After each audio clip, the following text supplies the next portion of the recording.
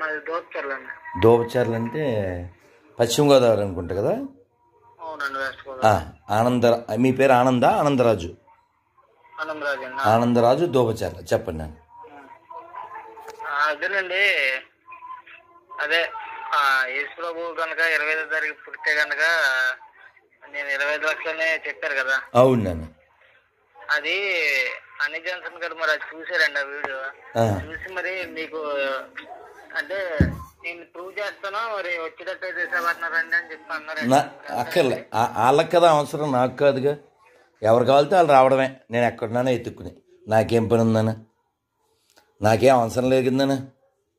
అది కదండి, ఎవరికి అవసరం ఉంటే వాళ్ళు రావడమే. మీరు అడిగారు కదా. అడిగితే ప్రూవ్ చేసుకోవాల్సింది మీరు, నాకేం పని? అవునా కదా. అది కదండి, చెప్పినాను. మీరు అంటారు ప్రూవ్ చేసుకోమని మీరు కదా మనల్ని అడిగింది. ప్రూవ్ చేసుకోండి అంతే. నేను ఎక్కడున్నానో వెతుకొచ్చి అంతే. ప్రూవ్ చేసుకున్నదాన్ని కాబట్టి మా వాడు అక్కడికి రమ్మన్నారండి. నేను రానుగా, నాకేం పని?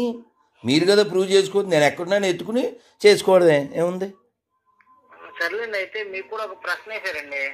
ఇది అయ్యాక రెఫరెన్స్ పెట్టేసి నాకు వాట్సాప్ ఉంది, నీ దగ్గర ఉంటే నువ్వు పెట్టినానా, వాళ్ళు ఉంటే పెట్టమను. ఒకటి అయిన తర్వాత 2. మీ నాన్నగారి పేరేంటి? మా నాన్నగారి పేరు ఆదాం అండి. ఆదాం గారు అబ్బాయి ఆనందరాజు. ఓకేనా? ఇప్పుడు మీరు కావాలితో ప్రశ్న అడగండి. మా నాన్నగారి పేరు సత్యనారాయణ. ఓకేనా? మీ అమ్మగారి పేరేంటి? మా అమ్మగారి పేరు కవిత అండి. కవిత గారు. ఓకే. మా అమ్మ పేరు విజయలక్ష్మి. ఓకేనా? ఇలాగా నేను ప్రశ్న అడిగాను. యేసు పుట్టినట్టు డిసెంబర్ 25వ తారీఖు అందులో ఉంటే రెఫరెన్స్ ఎట్టేయండి. ఏదో గొడవ ఉండదు, నేను డబ్బులు పంపించేస్తాను. ఓకేనా? అయిన తర్వాత మాట్లాడుకుందాం. చెప్పు ఆయనకి వెళ్ళి. పని పాట లేకపోతే